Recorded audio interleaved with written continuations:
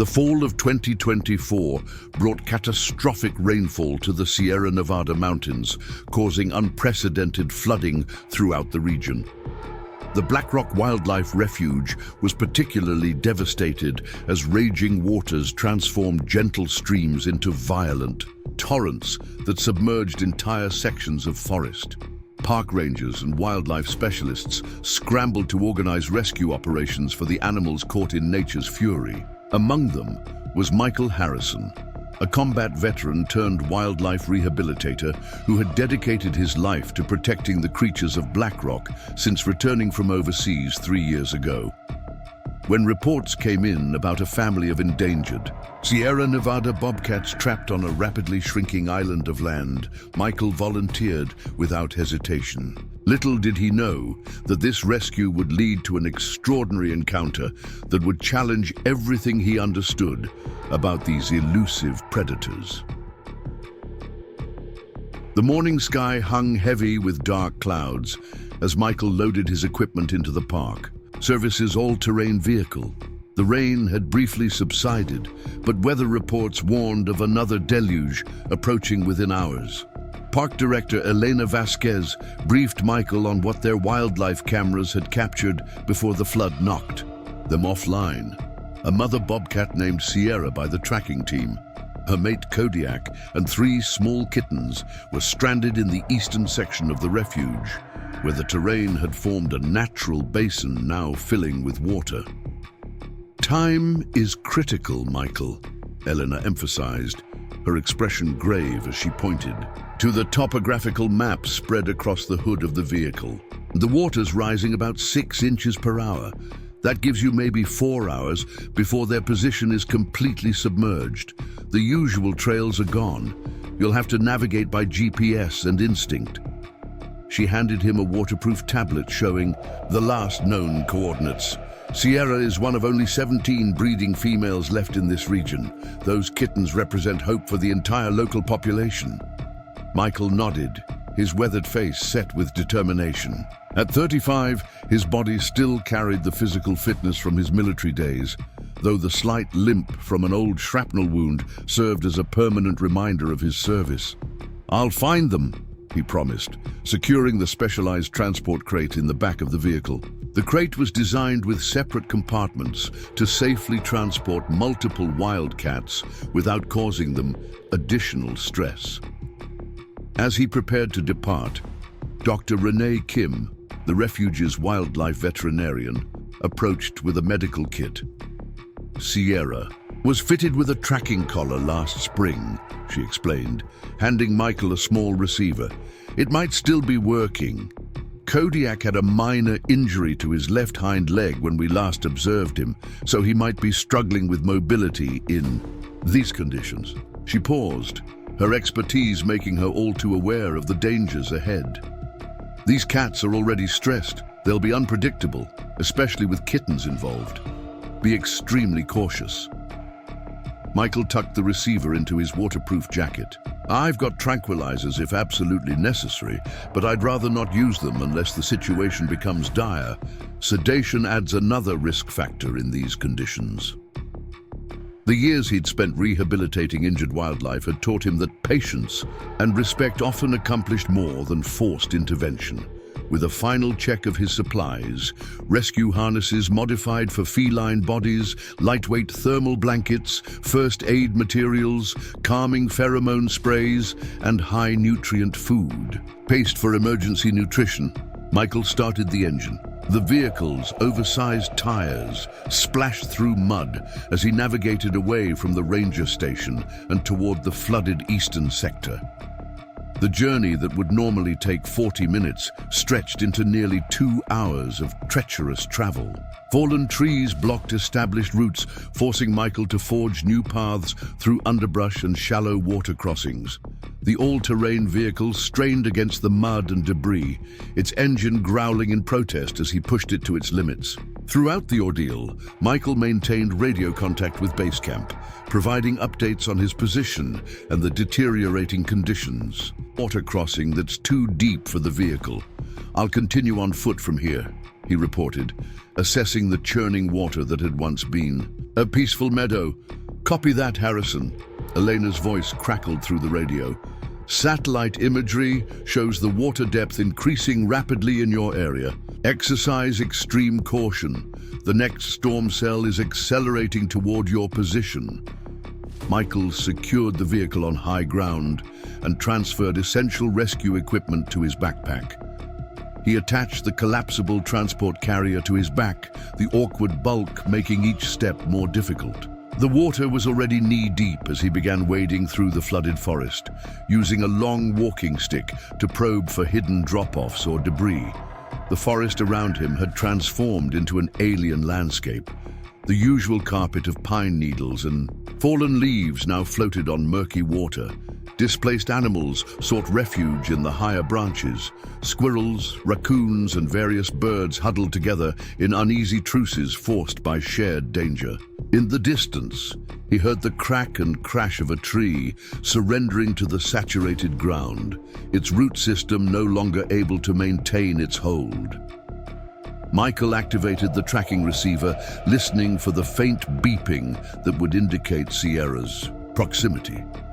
For several tense minutes, only silence answered him.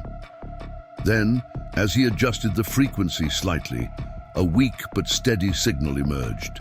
He oriented himself toward it, moving with renewed purpose through the rising water. The signal led him to an area where the terrain rose slightly, creating a small island roughly 20 feet in diameter. The water had nearly surrounded it completely, leaving only a narrow strip of land connecting it to higher ground. And there, huddled beneath the inadequate shelter of a fallen pine bough, was the bobcat family. Michael lowered himself into a crouch, minimizing his silhouette as he observed the cats from a distance. Sierra stood at the highest point of the island, her spotted coat darkened by rain and mud. Her ears were flattened against her head, eyes alert with stress and fear as she guarded her 3 kittens. The little ones were pressed together in a shivering bundle, their usual playfulness replaced by frozen terror. Kodiak paced the perimeter of their shrinking sanctuary, his movements betraying the injury to his hind leg. The male bobcat occasionally tested the water with a paw, only to retreat with a low growl. Even in this dire situation, Michael was struck by the beauty of these animals. Sierra's powerful, compact body was a marvel of natural engineering. At about twice the size of a domestic cat, she moved with the precision and grace that made bobcats such efficient hunters. The distinctive black bars on her forelegs and the white patches behind her ears stood out against her tawny spotted coat. The kittens, probably about 4 months old, still showed the more pronounced spotting of youth, their eyes wide with the same yellow-green intensity as their mothers. Tracking collar around Sierra's neck confirmed her identity. Kodiak was slightly larger, with more prominent facial ruffs and a battle-scarred right ear that distinguished him in the refuge's records. Their presence in this part of the refuge wasn't surprising. Bobcats were territorial, and this area had been documented as part of their established range. Michael knew he needed to approach with extreme caution. Bobcats weren't typically aggressive toward humans unless cornered, but a mother protecting her young could be unpredictable. The added stress of the flood and Kodiak's injury created a potentially volatile situation. He would have only one chance to earn their trust enough to facilitate a rescue. Slowly, he began unpacking his equipment, keeping his movements deliberate and smooth. From his pack, he removed a telescoping pole with a soft loop at the end, a humane restraint tool that would allow him to maintain distance while securing the adult cats if necessary. He also prepared a small amount of the high-calorie paste, placing it on a flat piece of bark. The strong scent might help overcome the cat's fear, providing a positive association with his presence. The water continued to rise perceptibly around the island, now lapping at its edges with small waves driven by the increasing wind. The first fat raindrops of the approaching storm began to fall, pattering against the leaves overhead. Michael knew his window of opportunity was closing rapidly. "I see you're in a tough spot," he spoke softly, not because the bobcats would understand his words, but because his calm, even tone might help ease their anxiety. "I'm here to help get your family somewhere safe." Sierra's head snapped toward him, her intense gaze locking onto the human intruder.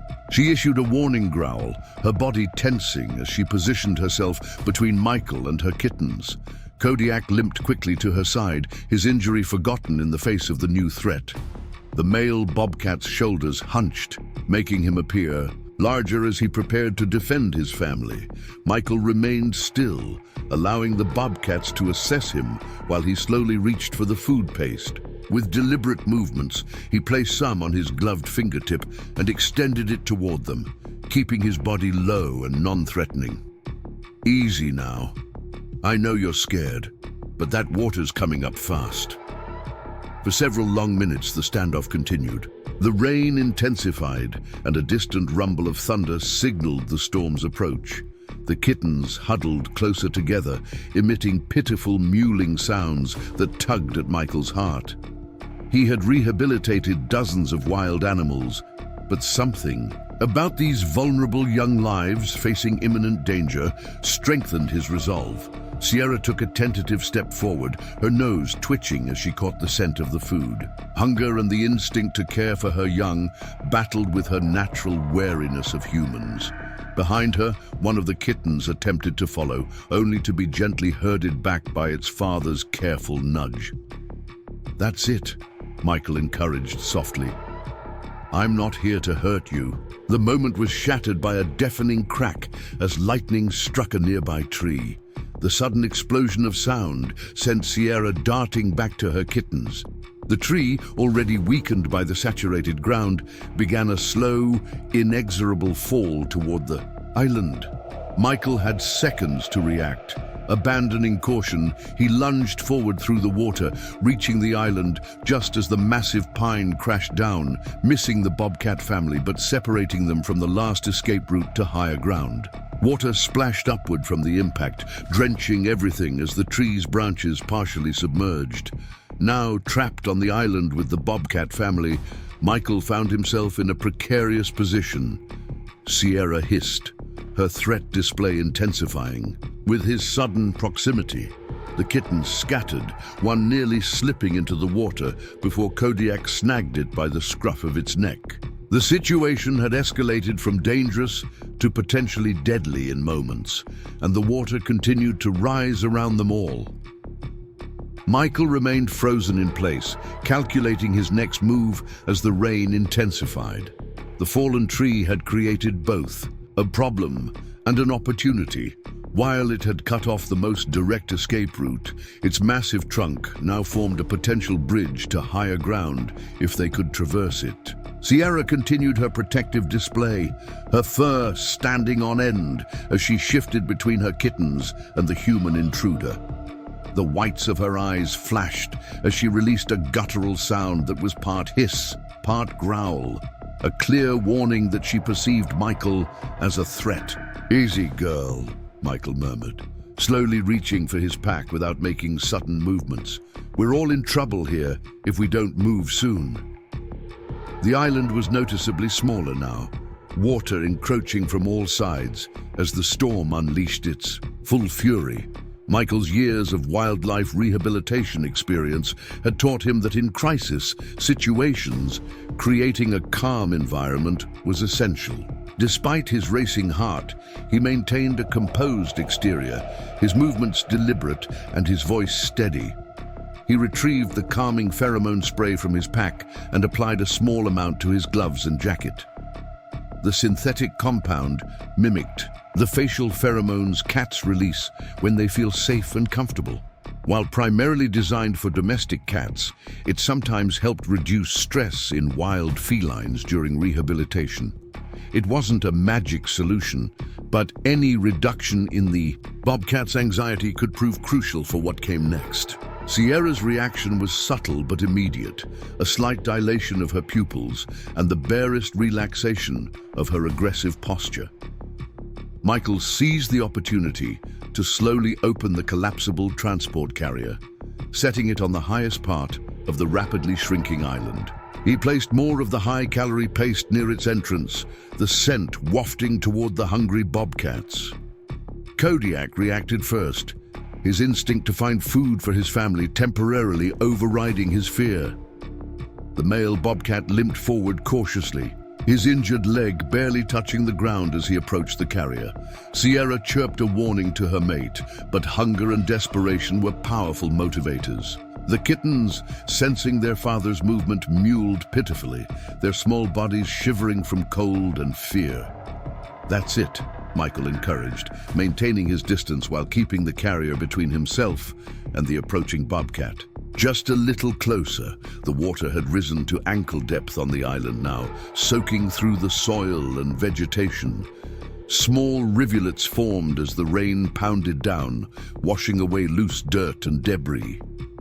A flash of lightning illuminated the scene, followed almost immediately by a deafening crack of thunder. One of the kittens startled and bolted toward the water's edge. Michael saw disaster unfolding in slow motion.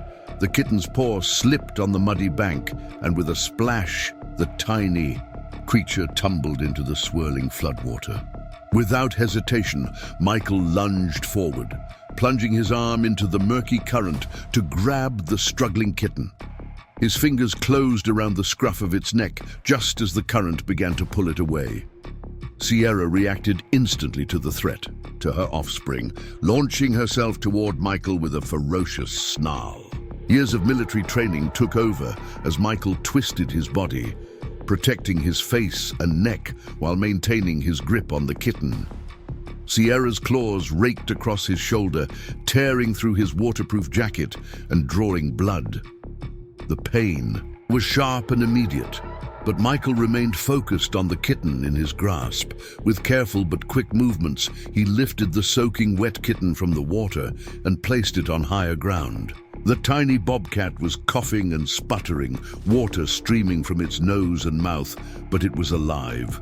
Sierra skidded to a halt, her attention divided between attacking the human who had touched her baby and checking on the kitten's condition. Mother's instinct won out. Sierra rushed to her kitten, roughly licking its fur to stimulate breathing and circulation. The kitten responded with weak coughs, expelling water from its lungs. Michael used the distraction to retreat several steps, wincing at the burning pain across his shoulder. Blood mixed with rainwater, running down his arm in diluted streaks. "Had to be done," he muttered to himself, assessing the injury without removing his jacket. The wounds stung fiercely, but didn't appear to be deep enough to impair his movement. He had more pressing concerns than his own discomfort. The island was disappearing quickly beneath the floodwaters. Kodiak had remained near the carrier during the commotion, his hunger overcoming his wariness. The male bobcat cautiously entered the carrier to reach the food paste, his movement slowed by his injured leg. Michael saw an opportunity. With Sierra distracted by her recovering kitten, he could secure at least one of the adult bobcats. Moving slowly despite the urgency of the situation, Michael edged around to the carrier's door. Kodiak was fully inside now, licking the last of the paste from the floor of the container. With one swift movement, Michael closed and secured the door, trapping the male bobcat inside.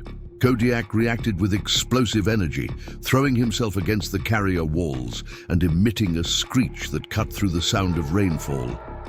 Sierra's head whipped around at her mate's distress call, her eyes locking onto Michael with renewed aggression. She abandoned the rescued kitten, which had recovered enough to shakily rejoin its siblings, and advanced toward Michael with deadly intent.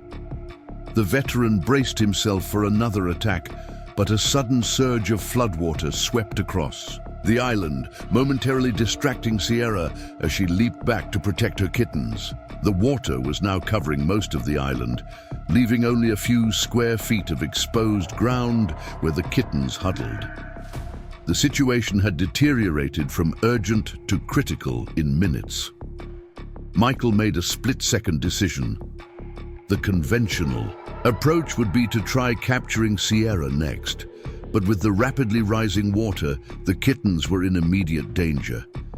He reached for the second, smaller carrier he'd brought for the kittens. Sierra watched his every move, her body lowered. In a pre-attack posture, "I know you don't trust me," Michael said calmly, as if the bobcat could understand his intentions. "But those little ones will drown if we don't move now." He opened the small carrier and placed it near the kittens, adding more of the food paste. Inside, the 3 kittens, driven by hunger and the instinctive attraction to the enclosed cave-like space of the carrier, cautiously approached. Sierra paced anxiously between Michael and her offspring, torn between protecting them from the human and the rising water that now splashed around their tiny paws. One by one, the kittens entered the carrier, drawn by the food and the dry floor. Michael held his breath as the last kitten crossed the threshold. With a swift but gentle movement, he closed and secured the door. The kittens mewed in protest but seemed less panicked than their father, who continued to thrash inside the larger carrier. Now came the most dangerous part, dealing with Sierra. The mother bobcat was fully agitated, her pupils dilated with stress and fear as she processed the separation from both her mate and kittens. Michael had no more carriers, and attempting to handle Sierra directly would be extraordinarily dangerous. His shoulder throbbed from the previous attack, a reminder of the bobcat's power and speed. The island was now almost completely submerged. Sierra stood in ankle-deep water, her normally imposing presence diminished by the fear evident in her movements. Michael made his decision.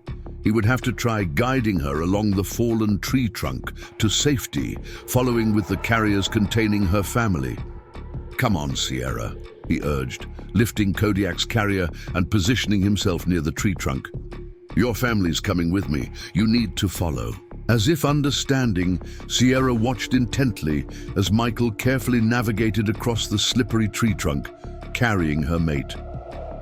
The carrier shook with Kodiak's movements, emitting sounds that clearly distressed Sierra. Once Michael had safely crossed, he secured the first carrier on higher ground and returned for the kittens. The second crossing was more treacherous. The rain had intensified and the bark had become dangerously slick. Halfway across, Michael's foot slipped, and he nearly lost his balance. The sudden movement scared the kittens, causing them to tumble against the sides of their carrier. Their frightened cries carried through the storm, reaching Sierra, who remained stranded on the nearly submerged island. What happened next astonished Michael. Sierra, seemingly responding to her kitten's distress, leaped onto the tree trunk and began making her way toward him. Her movements were confident and precise despite the slippery surface.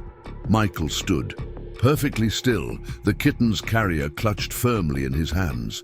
Sierra approached to within a few feet, her gaze fixed not on Michael, but on the carrier holding her offspring. "That's right," Michael encouraged softly. "They're okay, just a little scared." The mother bobcat inched closer, sniffing the air. Michael remained motionless despite every instinct urging him to retreat from the powerful predator. Sierra edged around him, maintaining her balance on the narrow trunk with impressive agility, then continued toward the higher ground where Kodiak's carrier sat. Michael released the breath he'd been holding and carefully completed his crossing, placing the kitten's carrier next to their father's. Sierra had positioned herself nearby, watching Michael's every move, but making no aggressive gestures. The immediate crisis of the island's submersion had been averted, but they were still in the middle of a dangerous flood, with the storm intensifying.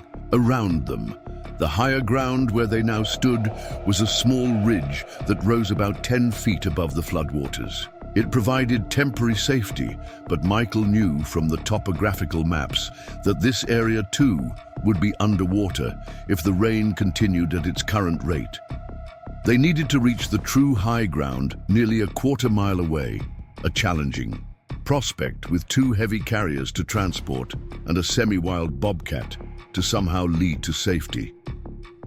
Michael established radio contact with the refuge headquarters, his voice nearly drowned out by the storm. "Base, this is Harrison. I've secured Kodiak and all 3 kittens in carriers. Sierra is cooperative, but uncaptured. We're on a ridge east of the initial coordinates, but need extraction soon. The water's still rising." Eleanor's voice crackled through static. "Copy that. Harrison, we've got your GPS location. Conditions are too severe for vehicle access, but we're sending the amphibious rescue craft. ETA 30 minutes. Can you hold position?" Michael surveyed the ridge, calculating the rate of water rise against the remaining elevation. "Affirmative, but tell them to hurry. This ridge won't stay dry much longer." He turned his attention back to the carriers. Both Kodiak and the kittens had settled somewhat, their initial panic subsiding into an exhausted acceptance of their confinement.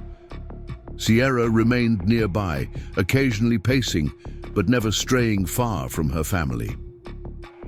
The bond between the bobcats was powerful, strong enough to override Sierra's natural instinct to flee from human presence. Michael used the time to tend to his injured shoulder as best he could with his field first aid kit. The scratches were painful but superficial. The thick material of his jacket had prevented Sierra's claws from penetrating deeply. He applied antiseptic and covered the wounds with waterproof bandages, all while maintaining awareness of Sierra's position and movements. The rain showed no signs of abating. If anything, it had intensified, falling in sheets so thick that visibility was reduced to mere yards. Water coursed down the ridge in miniature waterfalls, gradually eroding the soil beneath Michael's boots. He repositioned the carriers on the highest point, ensuring they wouldn't slide into the floodwaters if the ground gave way. Sierra watched his movements with unnerving intensity, her eyes reflecting the occasional flashes of lightning. There was something in her gaze beyond the expected fear and aggression, an intelligence and awareness that Michael had rarely encountered in wild animals. It was as if she were evaluating him, weighing his actions against some internal measure of trustworthiness. The minutes crawled by with excruciating slowness as Michael maintained his vigilant watch over both the rising water and Sierra's movements. The ridge continued to erode under the relentless downpour, losing precious inches of elevation with each passing minute. Michael's military experience had taught him to remain calm under pressure, but even he felt the weight of anxiety as he watched their safe zone steadily shrink. Sierra seemed equally aware of their deteriorating situation, her pacing becoming more agitated as the water encroached further up the slope. "Not much longer," Michael said softly, as much to reassure himself as to maintain the calm, even tone that seemed to keep Sierra somewhat at ease. "Help is on the way." He checked his watch. 20 minutes had passed since his radio call. The rescue boat should be approaching soon, assuming it hadn't encountered insurmountable obstacles in the flooded terrain. A particularly violent gust of wind brought down a branch from a nearby pine tree, crashing into the floodwater with a splash that startled both Michael and Sierra. The female bobcat leapt backward, momentarily losing her composure as her tail puffed to twice its normal size. The carriers containing her family rattled with renewed movement as Kodiak and the kittens responded to their mother's alarm. Michael used the momentary distraction to check his GPS unit, confirming that they remained on the correct coordinates for the rescue team to locate them. The device showed the nearest safe. High ground was still over a quarter-mile away, an impossible journey with the carriers in these conditions.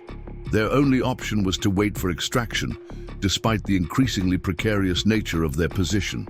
"Harrison, this is base. Do you copy?" The radio crackled to life, Elena's voice barely audible above the storm. Michael fumbled with cold-numbed fingers to respond. "Copy, base. Status update?" "The rescue boat is approximately 10 minutes out," Elena reported. They're fighting strong, in currents, but making progress. Can you deploy any visual signals to guide them in? Visibility is near zero in your sector. Michael reached into his pack and retrieved an emergency flare. Affirmative. I've got a red flare I can launch when I hear the boat approach. Good. Stand by for... Elena's voice cut off abruptly, replaced by static. Base, do you copy? Michael attempted to re-establish contact, but the radio remained silent.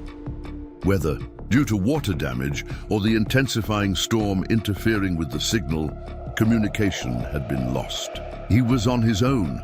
Sierra had moved closer to the carriers during Michael's radio exchange, her ears flicking forward with interest at the sound of human voices. She sniffed at the mesh openings of the kitten carrier, eliciting excited mewling. From her offspring, Kodiak had finally settled in his confinement, his energy seemingly depleted by his earlier struggles and the pain from his injured leg. A subtle shift in the ground beneath Michael's feet sent a jolt of alarm through his body. The edge of the ridge where he stood had begun to slump, undermined by the swirling floodwaters. He quickly grabbed both carriers and retreated to the highest remaining point, placing them securely on what appeared to be more stable ground. Sierra watched this movement with evident concern, following at a cautious distance. We're running out of real estate here, Michael muttered, surveying their increasingly dire situation. The water had risen significantly in the past half hour, and what had been a generous ridge was now reduced to an island barely 10 feet across. If the rescue boat didn't arrive soon, they would all be swept away by the flood. Sierra suddenly tensed, her attention focused on something beyond Michael's field of vision. Her ears swiveled forward and her posture shifted from nervous to alert. Michael strained to hear what had caught the bobcat's attention, filtering out the constant patter of rain and rush of floodwater. Then he heard it, the distant drone of an outboard motor. "They're coming," he said, relief flooding through him. He readied the flare, preparing to launch it as soon as the sound drew closer. Sierra, however, had other ideas. The approaching noise had triggered her flight response, and she began pacing anxiously, looking for an escape route from the strange new threat. No, Sierra, it's okay. That's our ride out of here." Michael spoke soothingly, concerned that the frightened bobcat might attempt to swim for it, a potentially fatal decision in the raging floodwaters. He positioned himself between Sierra and the water's edge, trying to block any escape attempt while maintaining a safe distance from her claws. The boat's engine grew louder, and Michael launched the flare. It arced high into the rainy sky, its bright red light cutting through the gloom like a beacon. Sierra recoiled from the sudden burst of light and noise, pressing herself against the ground in a defensive posture. "Here! We're over here!" Michael shouted, waving his arms as the silhouette of the rescue boat emerged from the curtain of rain. Two figures were visible aboard the craft, a pilot navigating the treacherous currents and another individual scanning the shoreline with a powerful spotlight. The beam caught Michael, illuminating him in a harsh white glare. He raised a hand to shield his eyes, still shouting to ensure they spotted their exact position. The boat adjusted course, angling toward their small island of safety. Sierra had retreated to the farthest point away from the approaching vessel, her body lowered, in preparation to flee. "We've got a situation," Michael called out as the boat drew near. "I've got 2 carriers with 4 bobcats, and the mother is still free. We need to approach carefully." The rescue boat eased alongside what remained of the ridge, its hull bumping gently against the saturated soil. The spotlight swept over the scene, catching Sierra in its beam. The bobcat froze momentarily, then disappeared into the underbrush at the island's center, the last patch of vegetation that hadn't been completely submerged. Dr. Kim's voice called out from the boat. "Michael, are you injured?" The wildlife veterinarian was dressed in full rain gear, her expression a mixture of concern and professional focus as she took in the situation. "Just some scratches, nothing serious." Michael replied, lifting the carriers one by one and passing them carefully to Dr. Kim. Kodiak's in this one. He has a leg injury that needs attention. The 3 kittens are in the smaller carrier. They're all stressed but stable. As the precious cargo was secured aboard the rescue vessel, Michael turned his attention to the most challenging part of the operation, Sierra. The mother bobcat had not reappeared from the vegetation, though. Michael was certain she remained on the island. "We can't leave her," he insisted, stepping back onto the rapidly diminishing land. "The entire ridge will be underwater within the hour." Dr. Kim nodded, reaching into her medical kit. "I've brought a dart gun with a mild sedative. If we can get a clear shot, we can transport her safely." She handed Michael a heavy blanket. "This is Plan B. If we can't dart her, we might need to manually restrain her. It's risky, but better than leaving her to drown." The boat pilot, a young ranger named Carlos, looked nervously at the darkening sky. "Whatever we're going to do, we need to do it fast. We've got another severe cell heading this way. If it hits while we're still on the water, we'll be in serious trouble." Michael accepted the blanket and moved slowly toward the vegetation where Sierra had disappeared. "Sierra," he called softly, using the calm tone that had seemed to resonate with her earlier. "Your family's safe. We need to get you out too." A low growl emanated from the bushes, followed by a flash of movement as Sierra darted to another position. Still concealed but clearly agitated, Michael caught glimpses of her tawny fur through the leaves, her eyes reflecting the boat's spotlight in brief, luminous flashes. Dr. Kim raised the dart gun, trying to track the bobcat's movements. "I need a clear shot, Michael. Can you get her to hold position for just a few seconds?" Michael considered their options. Chasing Sierra would only escalate her fear and possibly provoke an attack. Attempting to flush her out might drive her into the water. He needed a different approach, one that recognized the powerful bond between the mother and her kittens.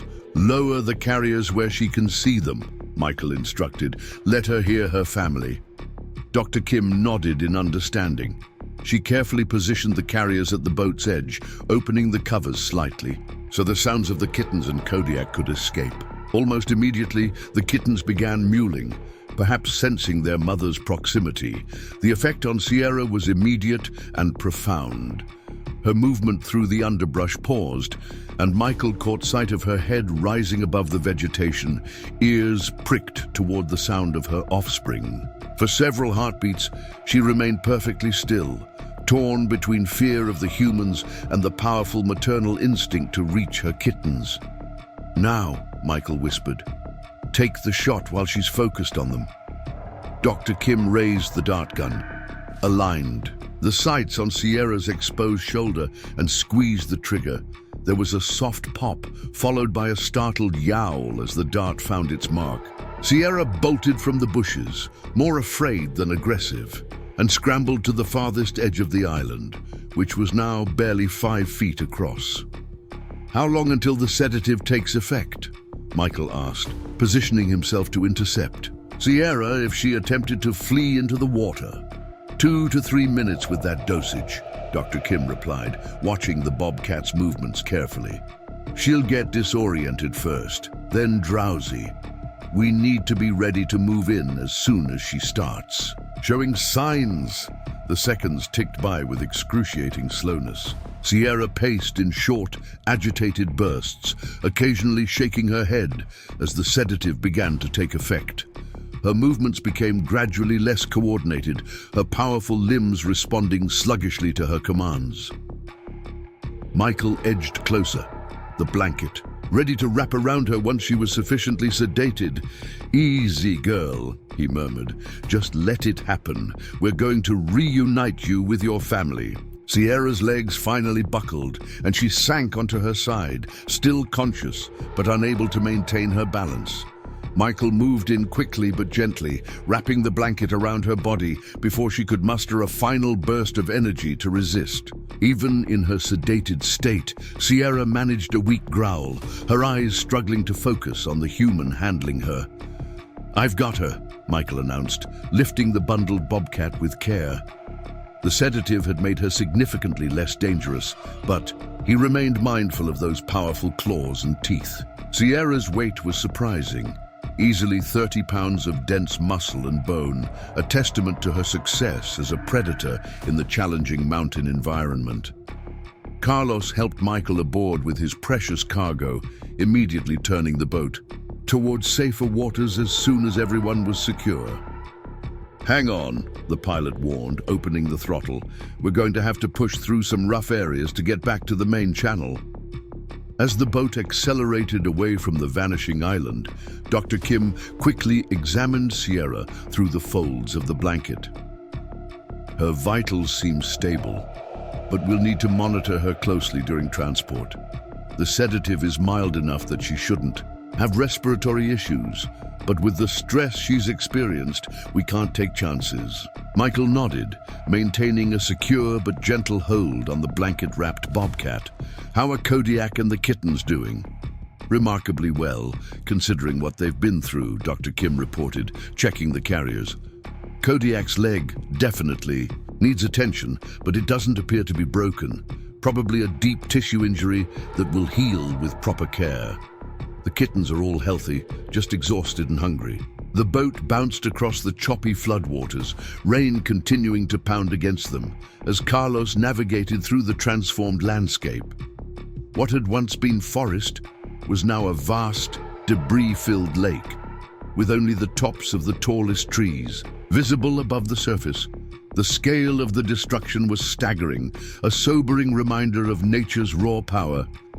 "Base, this is Rescue 1, Carlos radioed. "We have recovered all targets. Repeat, all targets. 2 adults and 3 juvenile. Bobcats plus our ranger. Returning to headquarters now. ETA 20 minutes, depending on conditions." Elena's voice broke through the static, relief evident in her tone. "Copy that, Rescue 1. Medical team is standing by. Well done, all of you." Michael felt Sierra stir within the blanket, her breathing pattern changing as she fought against the sedative's effects. Despite her precarious situation, the mother bobcat's will remained strong, a survivor to her core. He adjusted his hold, ensuring she was secure without being constricted. "Easy there," he soothed. Almost home. The journey back to headquarters seemed to take both an eternity and no time at all, a paradox born of exhaustion and relief. Michael found himself drifting between sharp attention to Sierra's condition and moments of near dreamlike detachment, as the adrenaline that had sustained him began to ebb. His shoulder throbbed with renewed intensity, the scratches a badge of the day's extraordinary encounter. As the boat approached the flooded dock near headquarters, Michael could see the waiting team of wildlife experts and medical personnel. Floodlights illuminated the area, turning the rain into silver streaks against the darkness. The Bobcat family's ordeal was nearly over, but for Michael, the most remarkable part of this rescue was yet to come. The Blackrock Wildlife Refuge headquarters had been transformed into an emergency operations center. Despite the building itself being on high ground, sandbags lined the entrances as a precaution against the still rising floodwaters. Inside, staff members moved with urgent purpose, coordinating rescue efforts throughout the refuge, while monitoring weather updates on multiple screens. When Michael entered carrying Sierra's blanket-wrapped form, followed by Dr. Kim with the carriers containing the rest of the Bobcat family, a hush fell over the room before erupting into relieved applause. Elena Vasquez approached immediately, concern etched on her features as she took in Michael's bedraggled appearance and the bloodstains on his sleeve. "Get him to medical," she instructed a nearby staff member, but Michael shook his head. "Sierra first," he insisted, carefully transferring the sedated Bobcat to a waiting examination table that had been hastily prepared in the building's small veterinary facility. "The sedative will be wearing off soon. We need to get her secure before she fully regains consciousness." Dr. Kim nodded in agreement as she placed the carriers containing Kodiak and the kittens nearby. "Michael's right. Once she's stabilized, we can examine the others and determine the best approach for their recovery. The veterinary area, though small, was well equipped for emergency wildlife treatment. Dr. Kim and her assistant worked efficiently, fitting Sierra with a temporary satellite collar to replace the damaged tracking unit while Michael provided a detailed account of the bobcat's behavior during the rescue. The mother bobcat was beginning to stir more frequently as the sedative's effects diminished, her powerful limbs twitching beneath the restraints that secured her to the examination table. Pupils reactive, but still dilated, Dr. Kim noted, checking Sierra's eyes with a penlight. Respiration and heart rate elevated, but within acceptable parameters for a stressed animal. She gently palpated Sierra's abdomen and limbs, checking for injuries that might have gone unnoticed during the chaotic rescue. No obvious trauma beyond some minor abrasions on her paws. She's in remarkably good condition considering what she's been through. Michael watched the examination with a mixture of professional interest and genuine concern. What's the plan for them now? Their territory is completely flooded. Elena, who had been overseeing the intake process, stepped forward. We've prepared the auxiliary rehabilitation enclosure. It's our largest space, designed for temporary housing of displaced predators during emergencies. The family can stay together there until conditions improve enough for release. Ready? Dr. Kim asked, hand poised over the release mechanism. Michael nodded, and the crate door lifted smoothly upward. For several long moments, nothing happened. Sierra remained inside, likely assessing the new environment through her senses, before committing to exposure. Finally, a tawny paw appeared at the opening, followed by the pointed face with its characteristic facial ruffs. Sierra emerged with cautious dignity, her movement still slightly uncoordinated from the lingering effects of the sedative, but her awareness clearly sharp as her gaze swept the enclosure. "Good girl," Michael murmured, though he knew she couldn't hear him through the observation glass. "You're safe now." Sierra completed a careful circuit of the enclosure, checking every corner and climbing structure before returning to the area near her crate. Her body language had shifted from defensive tension to watchful alertness, a positive sign that she didn't perceive immediate danger in the new environment. "She's accepted the space," Dr. Kim noted with professional satisfaction. "Let's introduce Kodiak." The process was repeated with the male bobcat's carrier. Kodiak emerged more tentatively than his mate, his injury causing him to favor his right hind leg as he took his first steps into the enclosure. Sierra immediately approached him, vocalizing softly, a sound between a chirp and a mew that carried clearly to the observers. The bobcats touched noses briefly before Sierra led Kodiak on an abbreviated tour of their temporary territory, showing him the key features she had already identified. "It's remarkable how quickly they communicate spatial information to each other," Dr. Kim commented, making notes on her tablet. She's specifically showing him the elevated resting areas and water source, critical resources for their survival. The reunion of the parents with their kittens produced a chorus of vocalizations that ranged from excited mewling to Sierra's distinctive maternal calls. The family quickly gathered in a protected corner on one of the elevated platforms, where grooming commenced as Sierra and Kodiak worked to dry their offspring and check them for injuries. The kittens, seemingly revitalized by the presence of both parents, began to display flickers of playful behavior between bouts of exhausted sleeping. "I think they're going to be okay," Elena said with evident relief. "We'll monitor them around the clock for the next 48 hours to ensure no delayed symptoms appear, but they appear to be adapting well."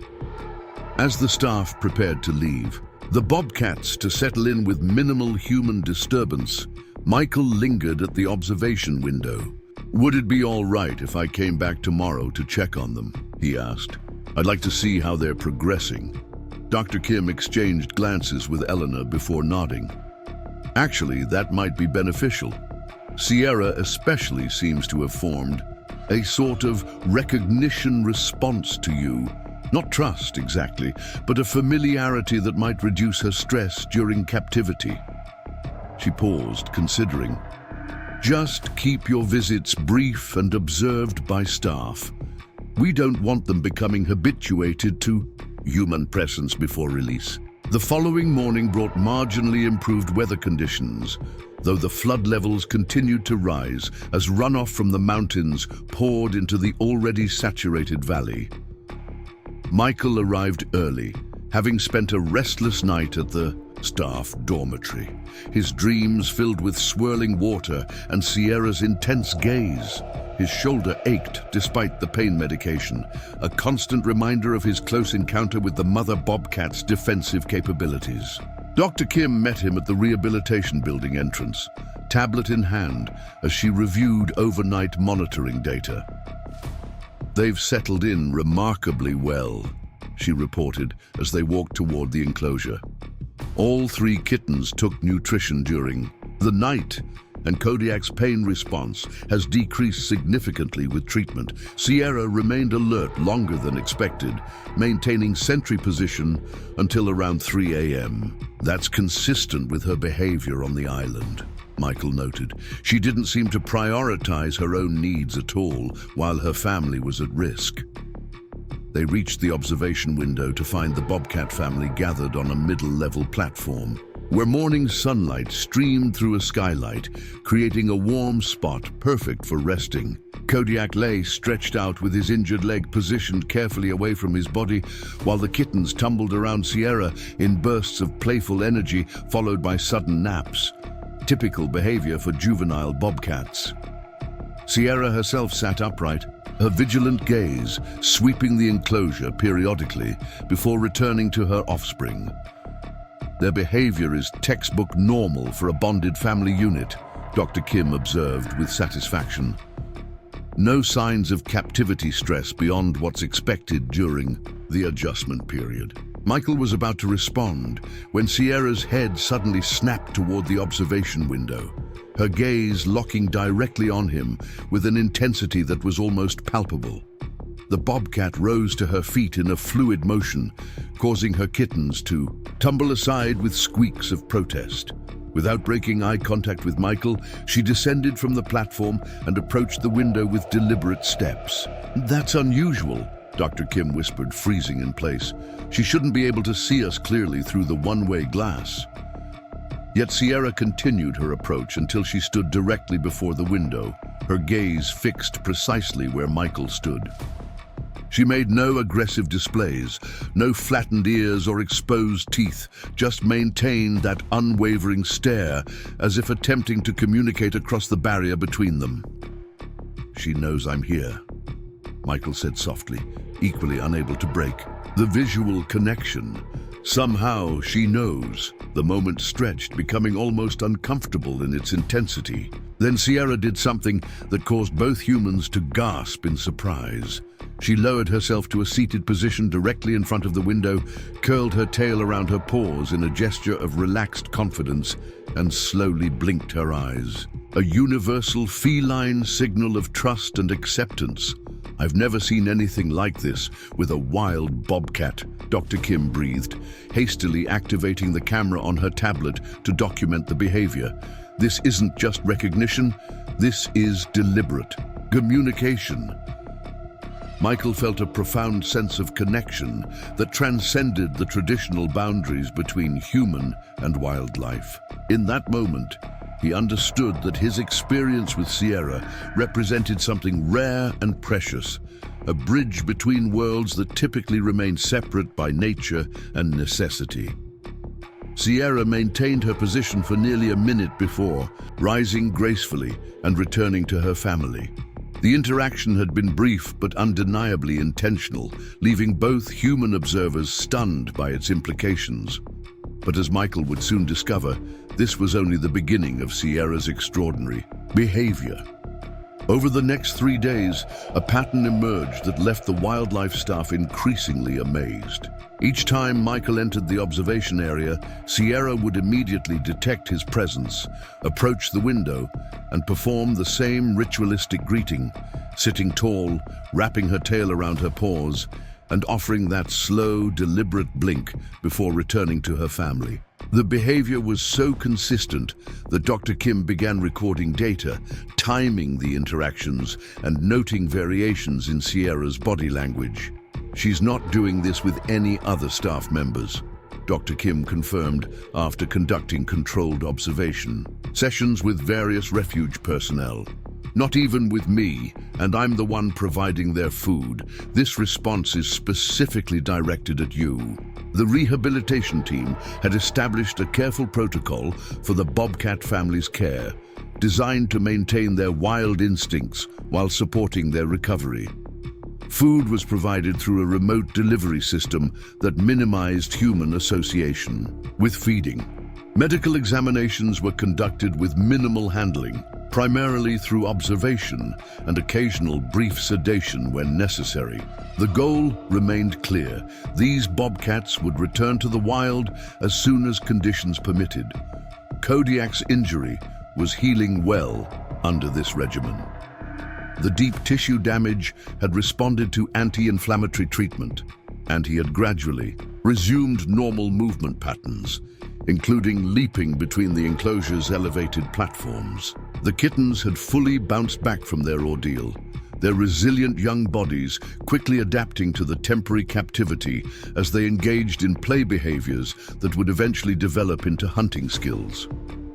Sierra maintained her role as vigilant matriarch, overseeing her family's activities with unwavering attention while consistently acknowledging Michael's presence during his observation visits. On the fourth morning after the rescue, Michael arrived to find Elena and Dr. Kim reviewing satellite imagery of the refuge on a tablet. The mood seemed tense, with both women speaking in hushed, concerned tones that ceased abruptly when they noticed his approach. "What's wrong?" Michael asked, immediately sensing that something had changed. Elena hesitated before turning the tablet to show him the images. "The flooding has reached the eastern highlands. The area we'd identified as a potential release site is now underwater. With the continued rainfall upstream, we're looking at weeks, possibly months before their original territory will be habitable again." The implications were significant. Extended captivity carried risks for wild predators, potential habituation. To humans, loss of hunting skills and psychological stress that could permanently alter their behavior. The bobcat family's successful rehabilitation and release had suddenly become much more complicated. "What options do we have?" Michael asked, studying the imagery that showed vast swathes of the refugee transformed into lake-like expanses of muddy water. "We're looking at alternative sites outside their original territory," Dr. Kim explained. "The challenge is finding an area that isn't already occupied by another bobcat family. These animals are highly territorial, and introducing Sierra's family into an established territory could lead to deadly conflicts." The conversation paused as they reached the rehabilitation building. Michael's attention immediately shifted to the bobcat enclosure, where something unusual was happening. Sierra wasn't in her customary resting spot with the family. Instead, she paced alongside the observation window, her movements betraying an agitation they hadn't witnessed since her arrival at the facility. "Something's bothering her," Michael observed, moving closer to the glass. Sierra immediately locked eyes with him, but instead of her typical calm greeting, she vocalized a sharp, insistent sound that carried clearly through the barrier. "Doctor." Kim quickly checked the environmental monitors. Temperature, humidity, and air quality, all within normal parameters. No unusual sounds on the audio feed. The kittens and Kodiak appear relaxed. Sierra continued her urgent pacing, occasionally rising onto her hind legs to place her front paws against the glass, behavior she had never displayed previously. Her gaze remained fixed on Michael, her pupils dilated with what appeared to be distress rather than aggression. She's trying to communicate something, Michael said with certainty, though he knew how unscientific the statement might sound. This isn't random behavior. Dr. Kim initially looked skeptical, but became more intrigued as Sierra's focused behavior continued. Let's try something. Move to the left side of the window. Michael complied, stepping several feet to his left. Sierra immediately adjusted her position to maintain eye contact, continuing her vocalizations with increased intensity. Now to the right, past where you were originally standing. Again, Michael moved as instructed, and again Sierra tracked his movement precisely, her agitation visibly increasing. "This is remarkable," Dr. Kim murmured, filming the interaction on her tablet. "She's demonstrating intentional communication directed specifically at Michael. The question is, what is she trying to convey?" The answer came unexpectedly from Elena, who had been monitoring emergency communications on her radio. "We've got another situation," she announced, her expression grave. "A section of the northeast ridge collapsed about 20 minutes ago. The team surveying the area believes there may be wildlife trapped in a pocket formed by the landslide." Michael felt a chill of realization. "That's near where we found Sierra's family, isn't it? Part of their extended territory." Elena nodded, checking the coordinates. "Approximately half a mile from the original rescue site." "Why?" Michael turned back to the observation window, where Sierra continued her urgent display. "I think she knows. Somehow, she knows something's wrong in her territory. Under normal circumstances, such a suggestion might have been dismissed as anthropomorphism, the attribution of human characteristics to animal behavior. But Sierra's focused, persistent attempts to engage with the specific human who had rescued her family were too extraordinary to ignore. There are documented cases of animals detecting environmental changes beyond human perception, Dr. Kim acknowledged cautiously. Infrasound, subtle vibrations, olfactory cues carried by air currents. It's theoretically possible she's responding to stimuli related to the landslide.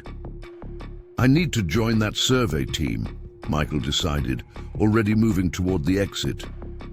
"If there are animals trapped, they'll need experienced handlers."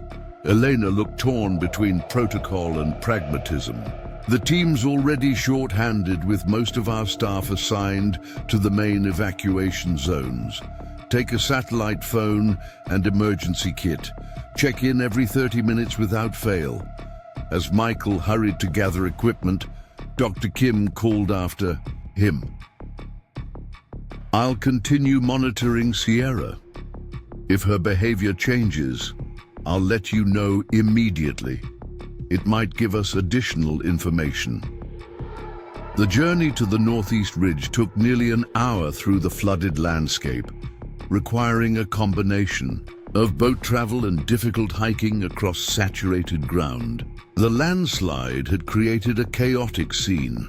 Tons of mud, rock, and vegetation had slumped from the higher elevation, creating a natural dam that trapped both water and potentially wildlife in a newly formed depression.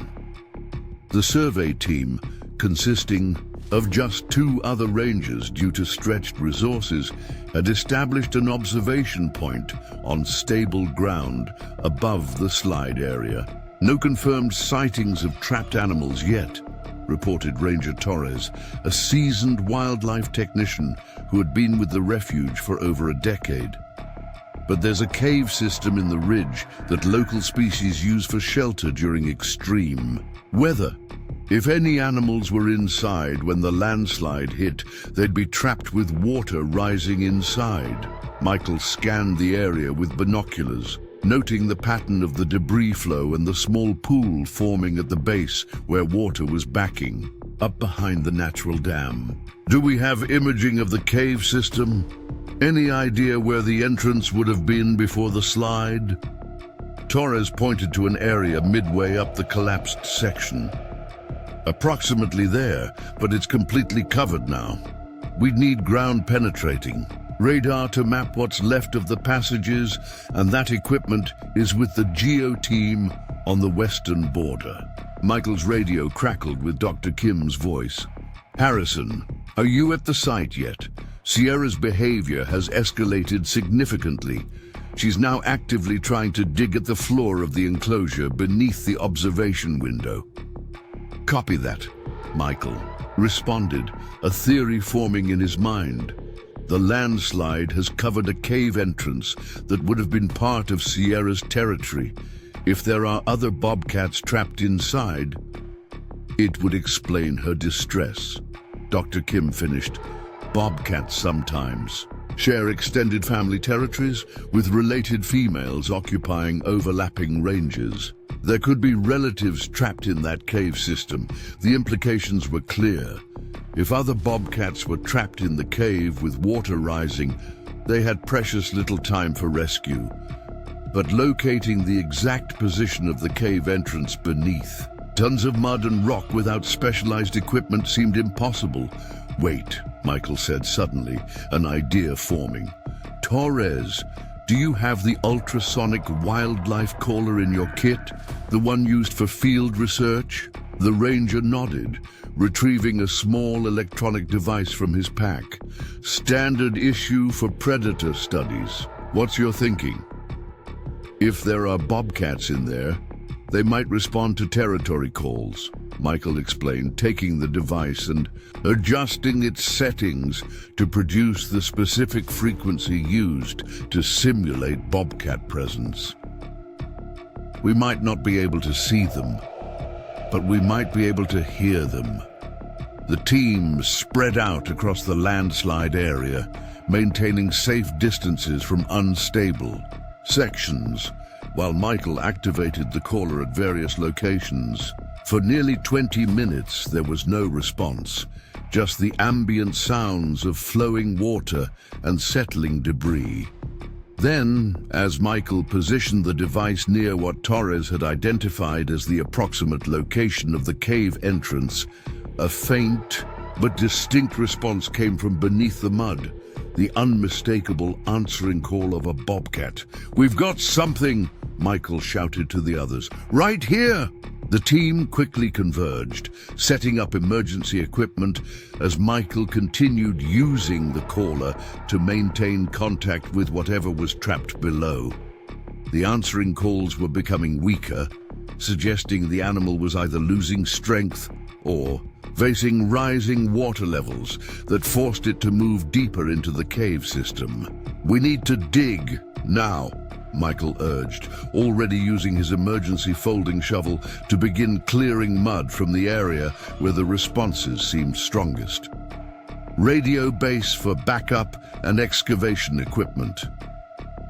The other rangers joined the effort, but the work was dangerously slow. The mud was thick and heavy, and each shovelful removed seemed to trigger more to slide into the excavation area.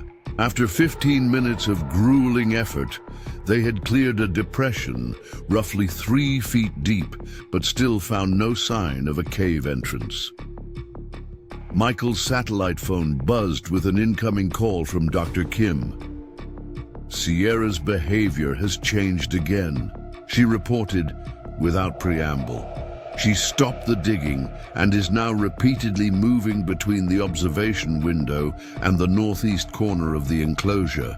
It's almost like she's trying to show us something. "The northeast corner," Michael repeated, orienting himself. "That would correspond to..." He turned to face a section of the landslide about 20 feet from where they had been digging. "We've been looking in the wrong spot." Trusting the extraordinary connection that had developed between himself and Sierra, Michael redirected the team to the new location. This area featured a more concentrated collection of boulders and tree debris, suggesting it might have been the actual mouth of the cave before the landslide. "Try the caller again here," Torres suggested. helping to clear surface debris from the new site. Michael activated the device, and the response was immediate and much stronger. A desperate yowl that galvanized the rescue effort. Using the larger branches as improvised pry bars, the team managed to shift several key boulders, revealing a narrow gap that descended into darkness. "We've found it," Michael reported back to headquarters. "Cave entrance partially accessible. I can hear at least one bobcat inside. The space is too confined for adult humans to enter, and there's water flowing in. Backup is still 20 minutes out," Elena's voice replied. "Assessment of the stability of that opening?" Michael shone his flashlight into the gap, noting the way smaller debris continued to trickle down with each disturbance of the surrounding mud. Highly unstable. This whole section could collapse further at any moment. A decision had to be made quickly.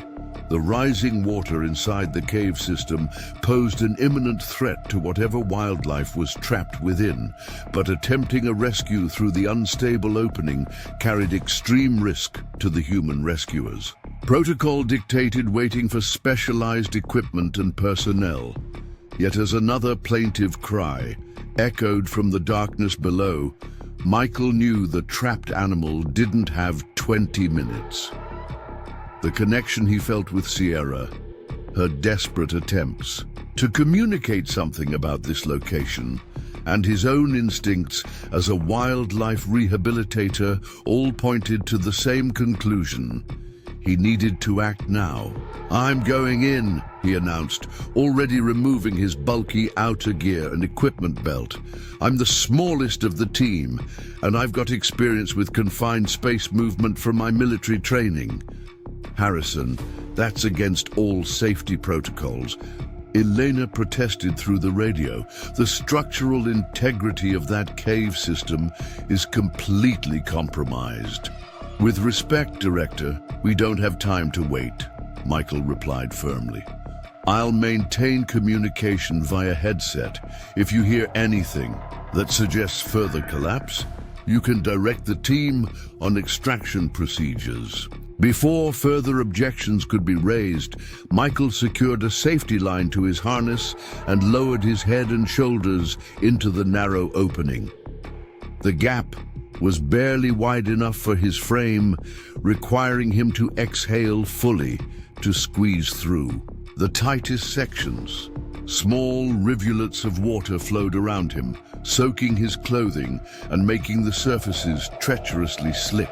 "I'm in," he reported, once he had maneuvered his entire body into what appeared to be a partially collapsed tunnel. Visibility extremely limited, moving toward the sound of the bobcat now. The tunnel descended at a gentle angle, occasionally branching into smaller passages that were now partially flooded. Michael followed the main route, guided by his flashlight and the increasingly frequent vocalizations of the trapped animal.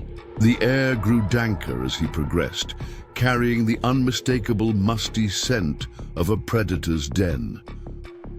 Rounding a bend in the tunnel, Michael's light finally illuminated what he had been searching for: an adult female bobcat, physically similar to Sierra but with distinct facial markings, standing on a rapidly shrinking island of rock as water swirled around her. And huddled against her, barely visible behind their mother's protective stance, were two tiny bobcat kittens, even younger than Sierra's offspring. "Base, this is Harrison," Michael reported, keeping his voice low and calm despite the adrenaline surging through his system. "I've located the source. One adult female bobcat with two young kittens, definitely not Sierra's litter. These are smaller, maybe only 5 to 6 weeks old. They're trapped on a rock shelf with water rising rapidly around them." The female bobcat's reaction to Michael's presence was immediate and aggressive. Unlike Sierra's eventual acceptance during their first encounter, this mother had no reason to associate humans with anything but danger. She arched her back, her fur standing on end as she placed herself firmly between Michael and her kittens. The threat display was unmistakable. Any approach would be met with the full fury of maternal protection. The mother is highly defensive. Michael continued his report. No signs of injury, but she's in full threat posture.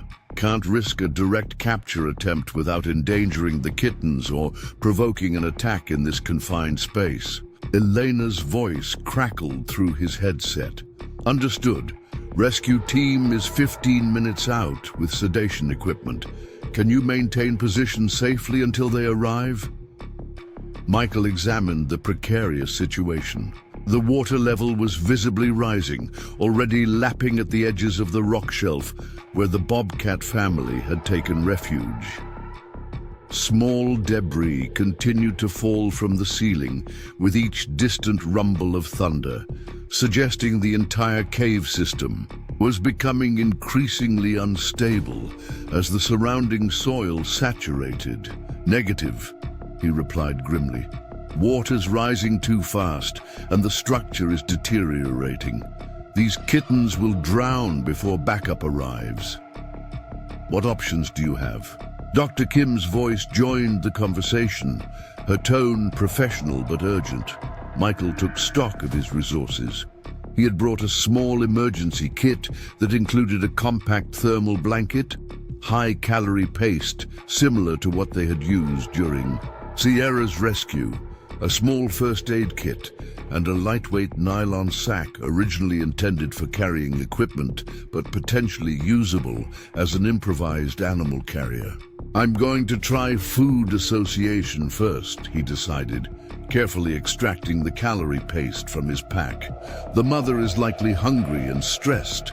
If I can get her to associate me with food rather than threat, I might be able to approach close enough to secure the kittens. Even as he spoke, Michael began the slow, deliberate process of establishing a non-threatening presence. He avoided direct eye contact with the female bobcat, keeping his body posture low and sideways to appear less imposing in the confined space. With exaggerated slowness, he squeezed a generous portion of the calorie paste onto a flat stone and gently pushed it halfway between himself and the trapped family. The female bobcat remained frozen in her defensive position, unwilling to approach the offered food despite the obvious hunger evident in her lean condition. The kittens behind her mewled weakly, their tiny bodies trembling from cold and fear. Each passing minute brought the water level fractionally higher, the current growing stronger as more runoff poured into the compromised cave system. Not working, Michael updated after several tense minutes. She won't approach the food. I need to try something else. A crackling sound from the tunnel behind him sent a jolt of alarm through his body. A section of the ceiling had given way, sending a cascade of mud and small rocks tumbling down and partially blocking his exit route. The situation was deteriorating faster than anticipated. Harrison, what was that noise? Elena demanded through the headset. The team monitoring from above reports increasing ground instability in your area. Partial collapse of the access tunnel, Michael replied tersely. Still passable, but we're running out of time. In that moment of heightened danger, a realization struck him. There was one potential advantage he hadn't considered, his recent close contact with Sierra's family. If these bobcats were related, as Dr. Kim had suggested might be the case given the territorial behaviors, they might share similar scent markers and recognition patterns. Dr. Kim, Michael spoke urgently into his headset. Is there any way you could introduce an item with Sierra's scent into the monitoring area? I want to see her reaction to confirm my theory about these bobcats. Already ahead of you, Dr. Kim replied. I placed the blanket we used to transport Sierra near the observation window. Her response was immediate, increased vocalization and attempts to reach the blanket through the glass. I believe your theory is correct. These bobcats are likely related, possibly a sister or daughter of Sierra with her own litter. This connection offered a potential breakthrough. Michael carefully removed his outer shirt, which had been in prolonged contact with Sierra and her family during the rescue and subsequent monitoring sessions. It would carry trace amounts of their scent, potentially enough to trigger recognition. I'm going to try scent association, he explained, slowly extending the bundled shirt toward the trapped bobcat. If she recognizes Sierra's scent, it might reduce her perception of me as a threat. The effect was subtle but noticeable. The female bobcat's threat display didn't diminish entirely, but her attention shifted perceptibly toward the offered clothing. Her nostrils flared as she processed the complex olfactory information, her pupils dilating with what appeared to be recognition. It's working, Michael reported, carefully inching the shirt closer while maintaining a respectful distance. She's responding to the scent. The water had now reached the edge of the rock shelf, beginning to pool around the bobcat's paws. The kittens, sensing their mother's divided attention, mewed more insistently, their tiny faces pinched with distress. Time was running critically short. Michael made a calculated decision. Using the shirt as both lure and partial barrier, he edged closer to the rock shelf. The female bobcat growled in warning, but didn't launch the attack he had feared. Her recognition of the familiar scent was creating just enough hesitation in her defensive response to permit his approach. I'm going to attempt to secure the kittens first, Michael informed the team. If I can get them into the emergency sack, I might be able to convince the mother to follow them out. With agonizing slowness, he extended his hand toward the nearest kitten, keeping the scent-laden shirt between his arm and the mother bobcat's line of sight. The young animal was too weak and frightened to resist as Michael gently grasped it by the scruff of its neck.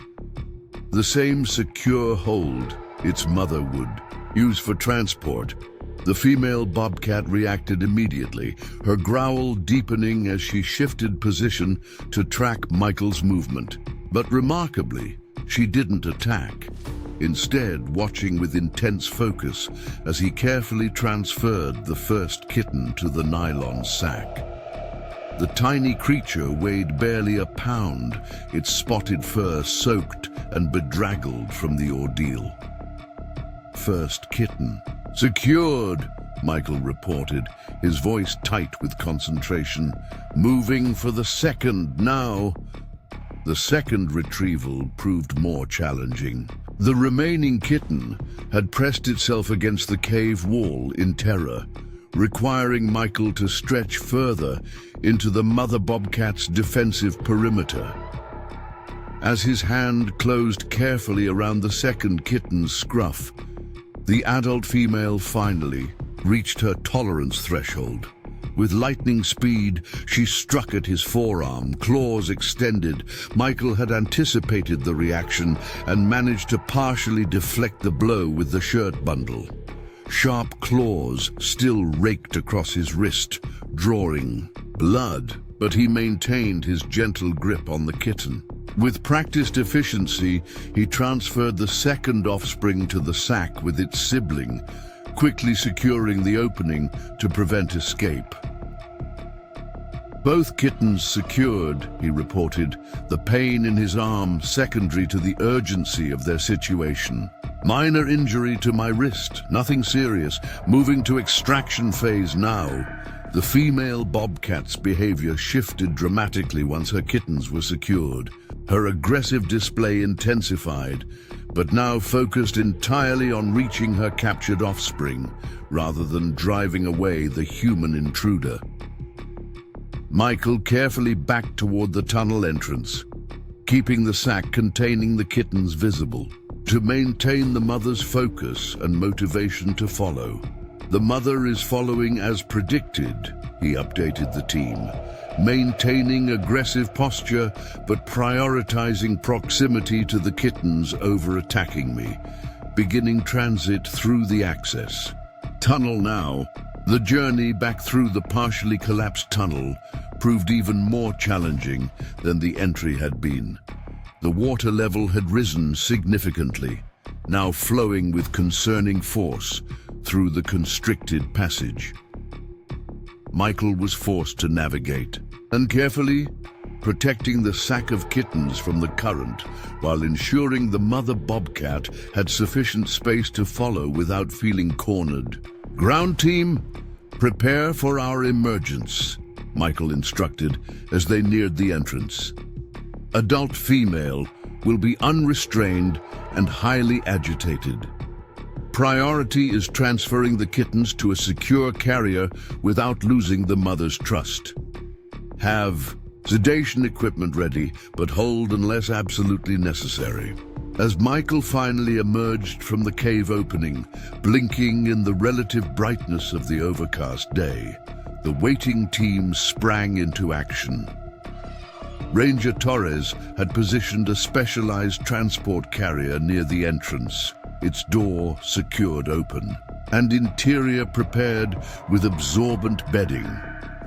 "Easy does it," Michael cautioned, carefully transferring the sack containing the kittens into the carrier. "Mother is right behind me."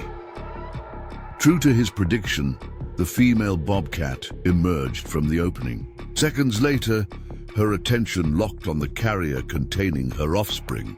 The rescue team maintained a respectful perimeter, allowing the mother to approach the carrier without feeling threatened by human proximity.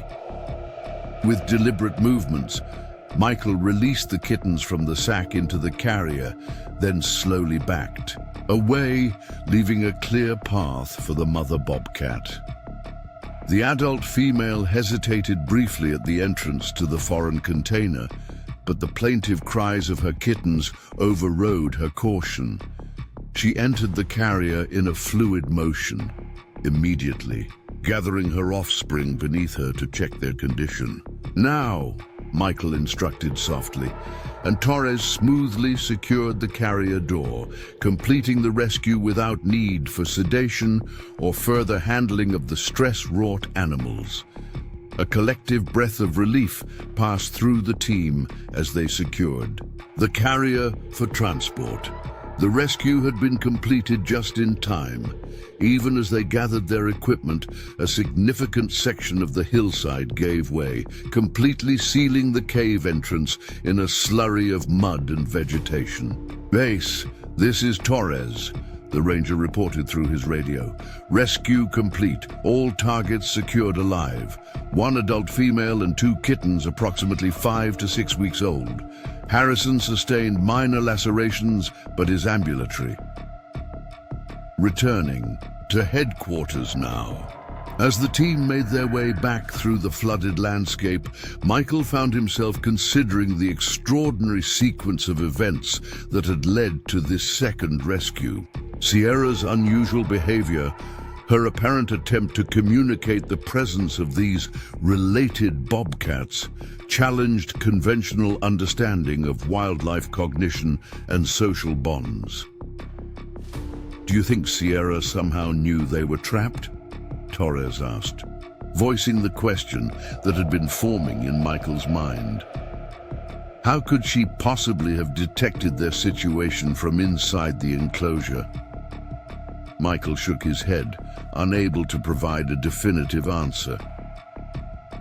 "Bobcats have sensory capabilities we don't fully understand. Infrasound detection, subtle shifts in air pressure, olfactory information carried by wind currents.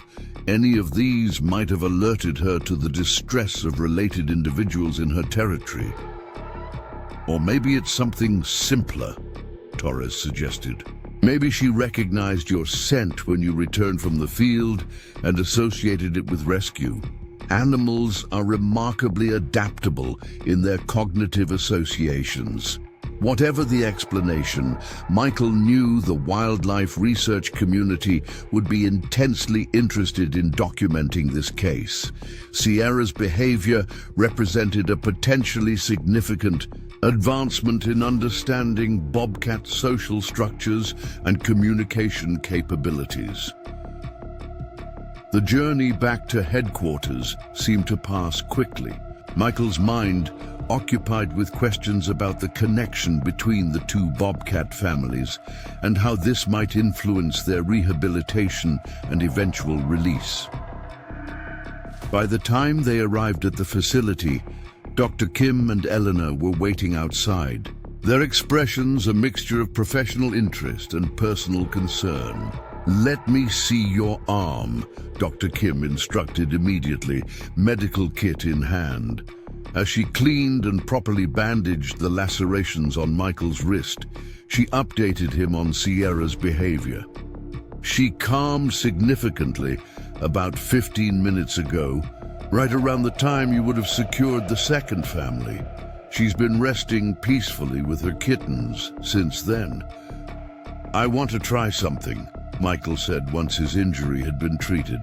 "Let's place the new arrivals in the adjacent enclosure, close enough for scent and sound communication with Sierra's family, but separated for safety until we can determine the exact relationship." Elena considered the request, weighing protocol against the unprecedented nature of the situation. "We've never attempted cooperative rehabilitation of multiple bobcat families before. The standard approach would be completely separate facilities to prevent territorial aggression." "This isn't a standard situation," Michael countered. "Sierra's behavior strongly suggests a familial connection. Separating them completely might cause additional stress that could compromise rehabilitation." After brief consultation with the senior wildlife staff, Elena approved the modified arrangement. The newly rescued bobcat family was settled into the enclosure adjoining Sierra's, with a mesh panel between the spaces that would allow visual and olfactory communication while preventing physical contact until their dynamics could be properly assessed.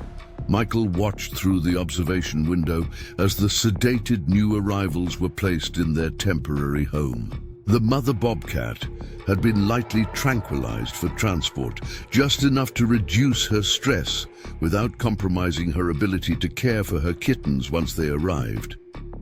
The young ones had been examined, hydrated, and treated for minor exposure symptoms, but otherwise appeared remarkably healthy considering their ordeal. "We've placed cameras to monitor interaction at the dividing panel," Dr. Kim explained, joining Michael at the window. "If there's significant aggression, we can deploy a visual barrier. If they display affiliative behaviors, we might consider supervised introduction after a few days of adjustment." Michael nodded, his attention drawn to Sierra's enclosure where an extraordinary scene was unfolding.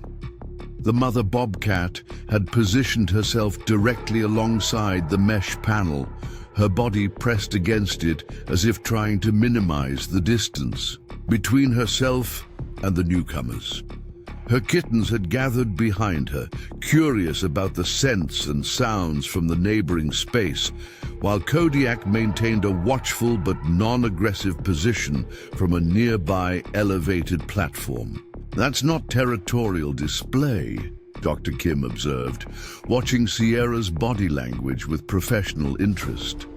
"She's showing recognition and what appears to be affiliative intent. No raised fur, no territorial vocalizations, no scent marking to establish boundaries." As they watched, the newly rescued mother bobcat began to stir from her light sedation. Her first conscious action was to gather her kittens close, checking them carefully before becoming aware of her surroundings. When she detected Sierra's presence on the other side of the mesh, her reaction was immediate and surprising. A soft, chirping vocalization that was immediately answered by Sierra in kind. "Vocal recognition," Dr. Kim whispered, hastily documenting the interaction on her tablet. "They definitely know each other." The two adult females approached the dividing panel from opposite sides, their movements cautious but lacking aggression. When they reached the mesh, they engaged in a behavior that left the observing humans stunned. They pressed their foreheads against the barrier at precisely the same position, maintaining contact while exchanging soft vocalizations. "Sisters?" Michael concluded with certainty, "or possibly mother and daughter. That's a bonding behavior typically reserved for closely related individuals." Dr. Kim nodded in agreement. "We'll need genetic testing to confirm, but behaviorally, you're almost certainly right. This changes our entire rehabilitation and release strategy. These aren't competing territorial units. They're an extended family group sharing overlapping ranges." The implications were significant. Extended family structures in bobcats had been documented but were considered relatively uncommon in current research. If Sierra and the newly rescued female represented such a cooperative unit, their rehabilitation and eventual release would need to be coordinated to maintain these natural social bonds. "I think Sierra was trying to tell us exactly this all along," Michael said quietly, watching as the kittens from both families curiously approached the mesh to investigate their counterparts. "She wasn't just alerting us to danger. She was specifically identifying her family members for rescue."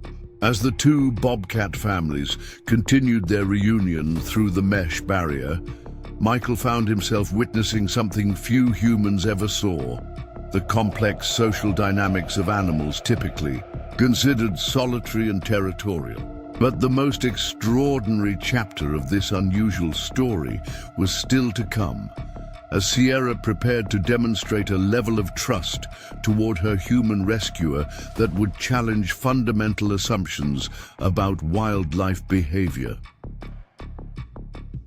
The next morning brought marginally improved weather conditions as the storm system finally began to move eastward. Though the flooding remained severe throughout the refuge, the constant downpour had subsided to intermittent showers, allowing the emergency teams a better opportunity to assess the full extent of the damage. The prognosis was sobering. Nearly 70% of the Blackrock Wildlife Refuge was underwater, with recovery estimates stretching into months rather than weeks. Michael arrived at the rehabilitation building earlier than usual, driven by both professional curiosity and a deepening personal investment in the bobcat family's welfare. Dr. Kim had texted him overnight with updates on the interactions between the adjoining enclosures.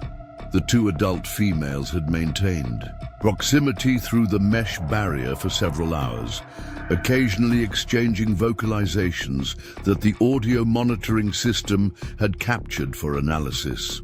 The kittens from both litters had eventually settled into sleep near the dividing panel, their small bodies aligned on opposite sides as if attempting to maintain contact despite the physical separation.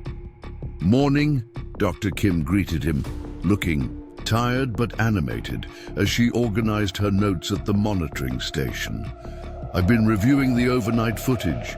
The interaction patterns are remarkable, far more complex than our existing literature suggests for bobcat social structures." Michael joined her at the display, watching the recorded sequences of the bobcats' nighttime activities. "Have you identified the second female?" he asked, noting the subtle differences in facial markings and coat patterns that distinguished her from Sierra. based on our tracking records, we believe she's Aspen, a female we tagged about 18 months ago, Dr. Kim explained, bringing up a file on her tablet. DNA samples from that initial tagging suggest she's Sierra's daughter from a previous litter. That would make the relationship between the two families mother, grandmother, and daughter aunt, which explains the high level of social tolerance we're observing. The genetic connection made sense considering Sierra's extraordinary efforts to alert the humans to Aspen's predicament. Research had documented that female bobcats sometimes maintained overlapping territories with related females, creating loose extended family units that occasionally cooperated but generally maintained independence. What made this case unusual was the apparent strength of the bond between Sierra and Aspen, suggesting a more complex social structure than previously recognized. "I'd like to try something," Michael proposed after reviewing the overnight data. "Given the strong affiliative behavior they're displaying, I think we should consider expediting a physical introduction under controlled conditions." Dr. Kim looked skeptical. "It's only been 24 hours since Aspen arrived. Protocol suggests a minimum 3-day acclimation period before attempting integration, even with related individuals." "Under normal circumstances, I'd agree," Michael acknowledged. "But these families have both experienced significant trauma. Reuniting them might actually reduce stress levels and improve their rehabilitation outcomes."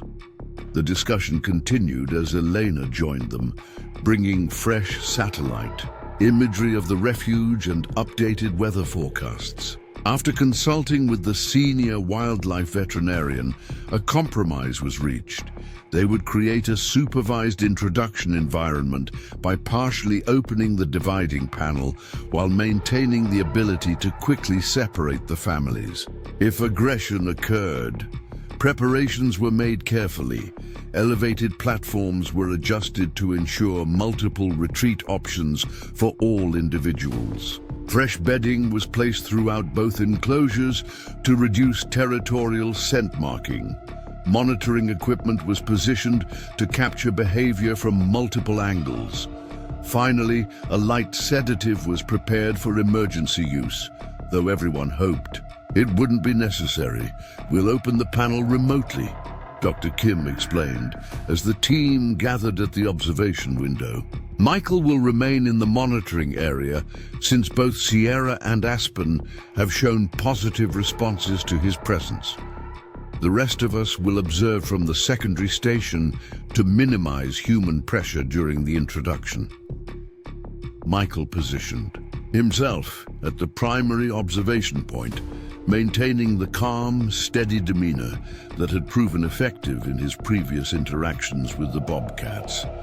Through the glass, he could see both families had detected the unusual activity around their enclosures and were watching with alert interest. Sierra had gathered her kittens on a middle platform, while Kodiak maintained a slightly elevated position nearby, a protective formation that suggested awareness of potential change. Aspen had positioned her younger kittens in a protected corner, her body between them and the dividing panel. Despite her defensive positioning, she continued to exchange soft vocalizations with Sierra, suggesting communication rather than territorial warning. "Initiating panel retraction," Dr. Kim announced through Michael's headset as she operated the controls from the adjoining room. 25% opening first to allow scent exchange without full physical access. The dividing panel slid smoothly into a recessed wall space, creating a gap approximately 8 inches wide. Enough for the bobcats to see and smell each other directly, but too narrow for the adults to pass through. The reaction was immediate and compelling. Rather than displaying the territorial aggression that might be expected between unrelated females, Sierra and Aspen both approached the opening with interest, their movements deliberate but lacking signs of stress or defensive posturing. "Remarkable," Dr. Kim commented through the headset. "No piloerection, no territorial vocalization, pupils normal rather than dilated. All indicators of comfortable recognition rather than perceived threat." The two female bobcats met at the opening, briefly touching noses in a greeting behavior typically reserved for bonded individuals. Sierra then did something unexpected. She moved slightly aside and made a distinctive chirping sound toward her kittens. The three older cubs, who had been watching cautiously from their platform, responded to this apparent invitation by approaching. The opening with youthful curiosity. "She's deliberately introducing her kittens," Michael observed, fascinated by the clear intentionality of Sierra's behavior. "This isn't just tolerance, it's active facilitation of social contact." Dr. Kim agreed, her voice betraying professional excitement. "This challenges our understanding of bobcat social structure. The literature suggests cubs from different litters typically establish separate territories upon maturity. This level of continued social bonding between an adult female and her mature offspring is poorly documented." The introduction continued smoothly as the kittens from both litters investigated each other through the narrow opening. The older cubs displayed remarkable gentleness toward their smaller relatives, their natural predatory play instincts seemingly moderated by recognition of the younger kitten's vulnerability. Kodiak maintained his elevated position, watchful, but showing no signs of aggression toward Aspen or her offspring. "Proceeding to 50% opening," Dr. Kim announced after 20 minutes of successful interaction. The panel retracted further, creating a space wide enough for the adults to pass through if they chose.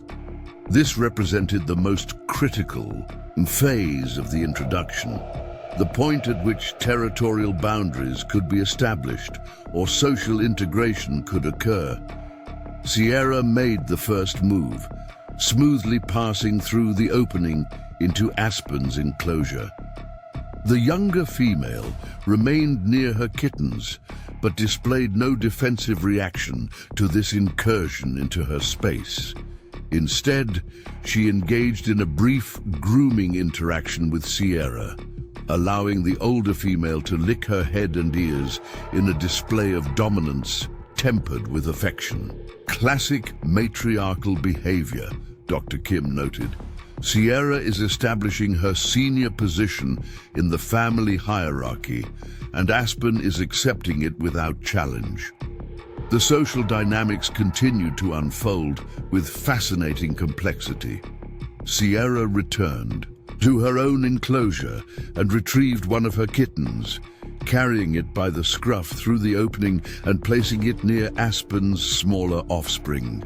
This deliberate introduction of the younger generation appeared to solidify the family bond, as Aspen responded by grooming the older kitten briefly before returning attention to her own litter. "I think we can proceed to full integration," Michael suggested, impressed by the natural and positive interaction patterns. "They're behaving like a cohesive, extended family unit." With Dr. Kim's agreement, the panel was fully retracted, creating a combined space approximately twice the size of the original enclosures. What followed was a methodical reorganization of the family structure that appeared to follow instinctive patterns. Sierra and Aspen established a shared central resting area where all 5 kittens gathered under the supervision of both mothers. Kodiak maintained a peripheral position, occasionally approaching to check the kittens, but primarily focused on scanning their surroundings, a typical male behavior pattern that complemented the female's nurturing roles. The integration is textbook perfect, Dr. Kim marveled as the team continued to document the interaction. If we didn't know better, we'd assume they'd been living as a single unit all along. The successful reunion of the extended bobcat family represented not just a rehabilitation victory, but potentially valuable research data on the social structures of a species traditionally considered primarily solitary. Michael found himself reflecting on how Sierra's extraordinary communication efforts had made this possible. Her persistence in alerting humans to her daughter's predicament had likely saved Aspen and the young kittens from drowning in the flooded cave. As the morning progressed, the newly combined family settled into a comfortable routine. The older kittens engaged in moderate play behavior, while the younger ones nursed and rested. The adults took turns grooming offspring from both litters, demonstrating a shared parental investment that reinforced the researchers' assessment of their close genetic relationship. Michael had remained at the observation window throughout the integration process, maintaining the calm, reassuring presence that both Sierra and Aspen had come to associate with safety. As the activity in the enclosure gradually subsided into restful grooming and sleep, he prepared to join the research team for debriefing in the adjacent monitoring room. Before he could move away, however, Sierra approached the observation window. Directly, the bobcat's behavior had become familiar to the staff. Her routine acknowledgement of Michael's presence typically involved sitting before the glass, wrapping her tail around her paws, and offering a slow blink before returning to her family. Today, however, she did something different. After the usual greeting ritual, Sierra returned to the central sleeping area where the kittens had gathered in a communal pile. With deliberate movements that suggested clear intent, she selected one of her older kittens, a female with distinctive white markings on her ears that the staff had nicknamed Star. Grasping the kitten gently by the scruff, Sierra carried her directly to the observation window where Michael stood watching. "She's bringing her kitten to you," Dr. Kim whispered through the headset, the professional detachment in her voice giving way to wonder. "This is unprecedented behavior." Sierra placed the kitten directly against the glass that separated them from Michael, then stepped back slightly, maintaining eye contact with the human observer. The message seemed unmistakable, a deliberate introduction of her offspring. To the individual who had rescued their extended family, Michael remained motionless, scarcely breathing as he watched this extraordinary display unfold. The kitten pressed curious paws against the glass, seemingly trying to investigate the strange creature on the other side. Sierra made no move to retrieve her, instead watching with apparent approval as her offspring explored this new relationship. "I've never seen anything like this in 20 years of wildlife rehabilitation," Dr. Kim continued, her voice hushed with professional awe. "This isn't just habituation to human presence. This appears to be deliberate, intentional introduction. Behavior." After allowing the interaction to continue for nearly a minute, Sierra finally retrieved her kitten and returned her to the family group. But the significance of what they had witnessed left the research team stunned. A wild bobcat had deliberately initiated social contact between her offspring and a human, behavior that challenged fundamental assumptions about wildlife cognition and human-animal boundaries. "We need to document everything about this interaction," Elena insisted when the team gathered for debriefing. The implications for wildlife rehabilitation and release protocols are enormous. This suggests cognitive complexity and social flexibility we haven't fully acknowledged in our bobcat management approaches. As the discussion of Sierra's unprecedented behavior continued, Michael found himself reflecting on the deeper meaning of her actions. Beyond the scientific significance lay something profoundly moving, a wild animal who had seemingly recognized the value of cross-species cooperation in a crisis, and was acknowledging that connection in the most meaningful way she could. "What does this mean for their eventual release?" Michael asked, voicing the question that had been forming in his mind throughout the morning. If Sierra is demonstrating this level of comfort with human presence, does that compromise her ability to return to truly wild behavior? It was a critical consideration. The goal of wildlife rehabilitation remained unchanged: to return animals to their natural habitat with appropriate wariness of humans intact.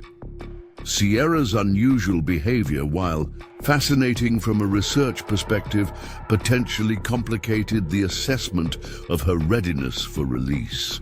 "It's a valid concern," Dr. Kim acknowledged, "but I don't think we're seeing habituation in the problematic sense. Sierra maintains appropriate caution with all other staff members. Her relationship with you appears to be a specific, individual recognition rather than a general reduction in species-appropriate wariness." Elena nodded in agreement. "We'll need to modify the release protocol to ensure adequate human avoidance conditioning before returning them to the wild. But this doesn't necessarily mean they can't be successfully released." The conversation was interrupted by an urgent call from the refugees' environmental monitoring team. New data indicated that the floodwaters in certain sections of the refuge were receding more quickly than anticipated, potentially exposing areas of higher ground that could serve as release sites for displaced wildlife. For the bobcat families, this represented an accelerated timeline for rehabilitation and preparation for return to the wild. "We should start planning staged access to outdoor rehabilitation enclosures," Elena decided after reviewing the data. "If suitable territory becomes available within a few weeks, we want these families ready for release while the availability of prey species is optimal." As the team dispersed to their respective responsibilities, Michael lingered at the observation window for a final look at the reunited bobcat family. Sierra had settled on a central platform, surrounded by kittens from both litters in a scene of remarkable familial harmony. She met his gaze briefly across the separation of glass and species, and once again offered that slow, deliberate blink that feline behaviorists recognized as an expression of trust. In that moment, Michael understood that the most profound aspect of this experience wasn't just the successful rescue of endangered wildlife, but the rare glimpse into the complex inner lives of creatures humans, too often viewed as simply wild animals. Sierra had demonstrated cognition, social bonds, and communication capabilities that expanded our understanding of her species, and perhaps, in her own way, had recognized the same qualities in the humans who had come to her family's aid. The next 2 weeks brought significant changes to both the Blackrock Wildlife Refuge and the rehabilitation program for the bobcat families. As predicted, the floodwaters began to recede in the northeastern section, revealing a landscape transformed by the disaster. The environmental assessment team documented extensive erosion, altered waterways, and significant loss of understory vegetation. all factors that would influence the habitat's capacity to support returning wildlife. For Michael, these weeks established a new routine. His morning visits to the bobcat enclosure became an anticipated part of the day for both the animals and the research team documenting their behavior. Sierra consistently acknowledged his arrival with her now familiar greeting ritual, often followed by bringing one of her kittens to the observation window. The behavior had become so regular that Dr. Kim had established a formal research protocol to document each instance, noting which kitten was presented, the duration of the interaction, and any variations in Sierra's body language during these encounters. She's displaying a clear preference pattern, Dr. Kim noted one morning as they reviewed the data. The female kitten with the white ear markings, Star, is presented approximately 60% of the time. The other two kittens share the remaining presentations almost equally. Michael had noticed the pattern himself. Any theories about why she's showing preference for that particular kitten? Several possibilities, Dr. Kim replied, scrolling through her notes. Star was the first kitten you handled during the initial rescue. Sierra may associate that kitten most strongly with the successful outcome. Alternatively, that kitten might simply have the temperament most compatible with novel experiences. We've observed she's generally the most exploratory of the litter. Whatever the explanation, Star had become something of a celebrity among the rehabilitation staff. The small bobcat displayed unusual comfort with human observation, often remaining at the window for extended periods, even after Sierra had withdrawn. While the behavior raised some concerns about potential habituation, the team noted that Star maintained appropriate wariness when unfamiliar staff members approached, suggesting a specific recognition of Michael rather than a general reduction in caution around humans. Aspen's behavior provided an interesting contrast to Sierra's unusual openness. The younger female maintained traditional bobcat wariness of humans, retreating to elevated platforms whenever staff approached the enclosure. She tolerated Michael's presence better than others, likely due to his role in rescuing her family, but never initiated the direct engagement that characterized Sierra's behavior. Her kittens, still quite young at approximately 7 weeks, remained largely hidden during human observation periods, emerging only when the enclosure was quiet. The contrast actually gives me confidence about their potential for successful release, Elena commented during a rehabilitation planning meeting. Aspen and her kittens demonstrate appropriate wariness that will serve them well in the wild. Sierra's family may require more intensive human avoidance conditioning before release, but the extended family structure should help reinforce naturalistic behavior patterns. The integrated rehabilitation plan took shape around this assessment. The adjoining enclosure was modified to create access to an outdoor habituation space, a quarter-acre section of natural woodland surrounded by specialized fencing designed to contain the bobcats while exposing them to realistic environmental stimuli. This transitional area would allow the families to practice hunting live prey, experience natural weather variations, and begin the process of psychological separation from human caregivers. The day arrived to open access to the outdoor enclosure. Michael joined Dr. Kim and the rehabilitation team for this significant milestone, watching through one-way glass as the connecting portal was remotely activated. Kodiak was the first to investigate the opening, his powerful frame silhouetted against the natural light streaming in from the outdoor space. After thoroughly scenting the threshold, he moved cautiously into the new territory, disappearing from view as he began exploring. Sierra followed next, but not before performing her now ritual acknowledgement of Michael's presence at the observation window. She approached briefly, made eye contact, and offered the slow blink that had become their established greeting. Then, with characteristic confidence, she led her 3 kittens through the portal into the outdoor enclosure. Aspen displayed more caution, gathering her smaller kittens and waiting nearly 20 minutes after the others had departed before approaching the opening. She thoroughly investigated the threshold, retreating several times before finally committing to the transition. Her protective instincts were evident as she carried each kitten individually through the portal, rather than allowing them to walk through on their own. Perfect, structured reintroduction behavior, Dr. Kim remarked with professional satisfaction. Each adult is displaying species-appropriate caution while maintaining family cohesion. The hierarchy remains intact, with Sierra leading the exploration phase. The outdoor monitoring system provided fascinating insights into how the bobcat family adapted to the more naturalistic environment. Within hours, Sierra and Kodiak had established a perimeter patrol pattern, methodically scent-marking the boundaries of their new territory.